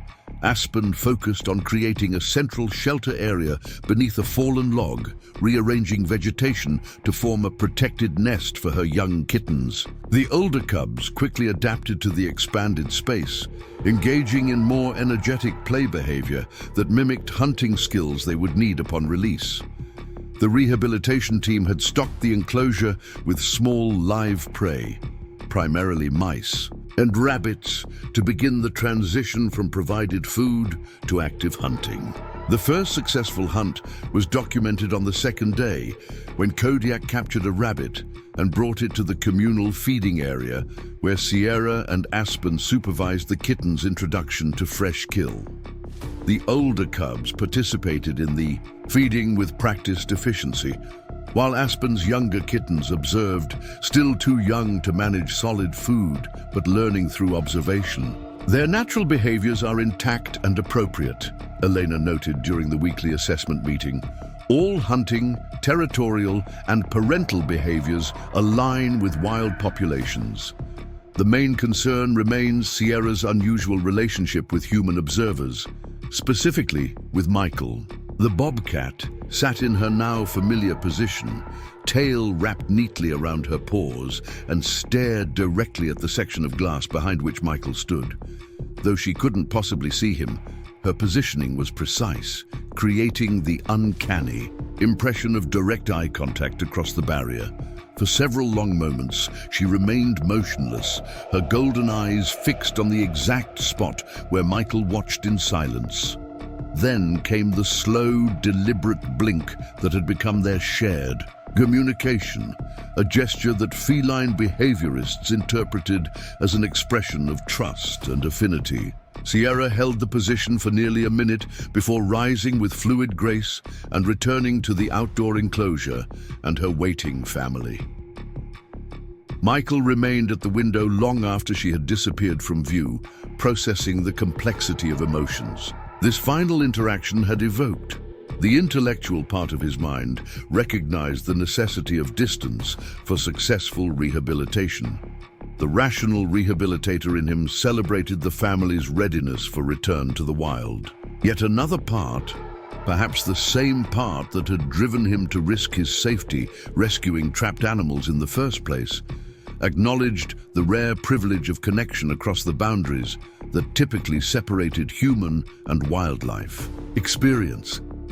As he finally turned to leave, Dr. Kim was waiting quietly at the observation room entrance. From her expression, Michael knew she had witnessed the entire interaction. "You know," she said thoughtfully, "in indigenous traditions around the world, there are stories of animal messengers, wild creatures who cross the usual boundaries to communicate something important to humans. Perhaps Sierra has been such a messenger." Michael considered this perspective as they walked together toward the main building. "What message do you think she might be trying to convey?" Dr. Kim smiled. "Maybe something about family bonds transcending expected boundaries, or perhaps about recognition and respect between different species who share the same threatened environments. She paused, then added, or maybe simply gratitude, expressed in the only way she knows how. Whatever interpretation one might place on Sierra's unusual behavior, the following day would mark the bobcat family's return to true wildness, the ultimate goal of all wildlife rehabilitation. As Michael helped prepare the transport equipment for the morning's release operation, he found himself hoping that Sierra's legacy might extend beyond her own successful return to the wild. Perhaps her remarkable story would inspire greater understanding of the complex inner lives of the wild creatures with whom humans shared an increasingly fragile planet. As dawn broke over the misty forest, the carriers were placed in a semicircle at the release site. When opened simultaneously, the bobcats emerged cautiously. Sierra paused, turning to look directly at Michael one final time before leading her family into their new home. 3 months later, tracking data revealed the extraordinary outcome. Both families had not only survived, but thrived, maintaining their unique extended family structure. Most surprisingly, they established their territory just at the edge of the refuge boundary, where staff occasionally glimpsed them from a distance. On one remarkable evening, Michael spotted Sierra watching from a ridgeline during his conservation work. She sat regally, her distinctive white-eared daughter beside her, observing him briefly before disappearing into the trees, wild and free, yet somehow still connected across the divide between their worlds. If this story touched your heart, please subscribe to our channel for more inspiring wildlife rescue stories that reveal the remarkable bonds between humans and the natural world.